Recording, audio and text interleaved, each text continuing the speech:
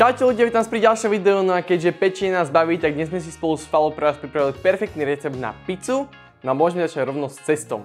Toto cesto bude zaujímavé v tom, že sa bude robiť dlhšie, alebo teda hlavne to kysnutie bude o mnoho dlhšie ako bežne, ale zároveň to je výhoda, lebo my si urobíme toto cesto, alebo pripravíme si toto cesto deň predtým a potom za 12 hodín, čiže ideálne cez noc, mám vykysne z chladničke a potom na druhý deň už môžete rovno robiť pice a už vlastne nič neriešite. Čiže dneska je večer a my si urobíme cesto. Ja tu mám 400 ml vody v odmerke, no a do týchto 400 ml vody si nadrvím 5 g fala droždia. Droždie s vodou poriadne premiešam, no a môžeme nechať na chvíľku podkysnúť niekde na boku. A zatiaľ si zoberiem väčšiu misu. Do misy si nasypem 600 g hladké múky, ďalej prisypem 15 g soli, 20 g olivového oleja,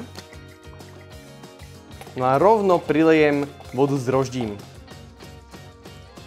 Zoberiem si varešku, no a začnem cesto pomaly miešať. Cesto nemusí byť úplne do hladka vymiesené, môžu tam byť kľudne hrudky, len ide o to, aby múka bola akoby všade vlhká, aby to nebola suchá múka. Teraz si oškrabem varešku, zoberiem fóliu a misu zafoliujem a necháme teraz 15 minút odležať. Uvidíte, po tých 15 minútach začne byť múka taká mäkšia, začne s ňou akoby tak ľahšie pracovať a po tých 15 minútach ručne domiesíme to cesto do hladka. Cesto budeme potom prekladať, no a toto budeme robiť v tých 15 minútových intervaloch približne 4 krát, čiže celé to bude trvať takú hodinku, hodinku a pol maximálne. Cesto mi jemne podkyslo a teraz si ho budeme vlastne už teraz prekladať, môžeme si ho trochu ešte akože vymiesiť, aby bolo lepšie vymiesené, ale počas toho prekladania, ak budeme 4 krát prekladať ešte, tak sám to cesto akoby tak kvalitne vymiesi. Čiže vlastne takto cesto natiahnem, preložím, znovu natiahnem, preložím, znovu preložím a keď to približne takto máme, môžeme znovu prikryť s fóliou a necháme ďalších 15 minút podkysnúť, no a takto to zopakujeme ešte tie 4 razy. Cesto som si teraz posledný krát poprehadzoval, no a už má naozaj takú fantastickú konzistenciu a perfektne sa s nej budú robiť také bochníky. Čiže my si teraz urobíme z tohto cesta 3 približne rovnaké bochníky, samozrejme môžete si ich aj navážiť, ak chcete mať úplne rovnaké. Ja si vytvorím takto, troška sa to cesto ešte lepí, ale vytvorím si, môžete si keď tak ruky pomúčiť alebo polejovať, alebo ešte môžete keď tak dobre si namočiť trochu ruky. Vytvorím si 3 rovnaké bochníky.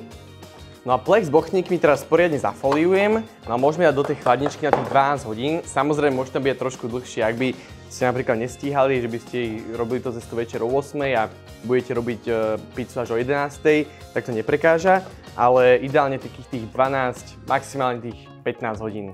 Prešlo 12 hodín, ja som si už pripravil dopredu cesto, no a môžeme sa na to pozrieť, ako to vyzerá. Vidíte, úplne krásne mi to vykyslo, perfektné bochníky na pizzu, no a môžeme si ukázať, ako si pripravíme túto pizzu. Začnem tým, že si pomúčim plech, ktorý som si otočil na druhú stranu. No a toto pizza cesto si vyberieme, ale dávajte pozor, aby ste ho nejak príliš nepomágali, lebo tam sú teraz vnútri bublinky, ktoré vlastne potrebujeme.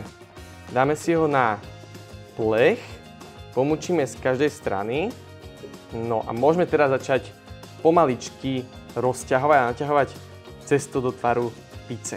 Keď máme cesto roztiahnuté, tak začnem tým, že si na vrch dáme takéto paradajkový pretlak. Toto sú lúpané paradajky, nakrájam, či sú tam aj kúsky paradajok, čo je úplne super. Ďalej si na pizzu dám plátky šunky.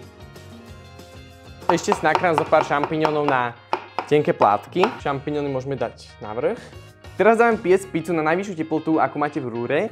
No a ak ste si mohli všimnúť, tak som nedal ešte na vrch syr, kvôli tomu, lebo my potrebujeme najprv, aby to cesto krásne vstúplo na tej najvyššej teplote a približne po takých 5 až 10 minútach, skôr po takých 5, približne v polovičke pečenia, vyberieme pizzu von, nasypeme syr a ešte necháme akoby tak zapiecť, tak aby vlastne ten syr nám sa úplne pripiekol, keďže aby sa nám pripiekol v rúre, čiže takto to je o mnoho lepšie a bude to aj o mnoho lepšie vyzerať.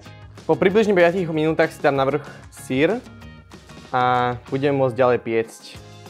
Pizzu máme upečenú, vyzerá ako naloženie. Vidíte, tie kraje sú úplne nafúknuté. To je presne kvôli tomu, že tam to cesto kyslo tých 12 hodín v chladničke, čiže je úplne dokonalé. No a môžeme ešte ochutnať. Toto je fakt pecka. vynikajúce, krehučké, mekučké, cesto nafúknuté. Keď si tú pizzu takto naložíte, tak je to úplná pecka. Čiže ja dúfam, že to video sa vám páčilo, ak áno, tak určite like, odber. Uvidíme sa na budúce a čaute.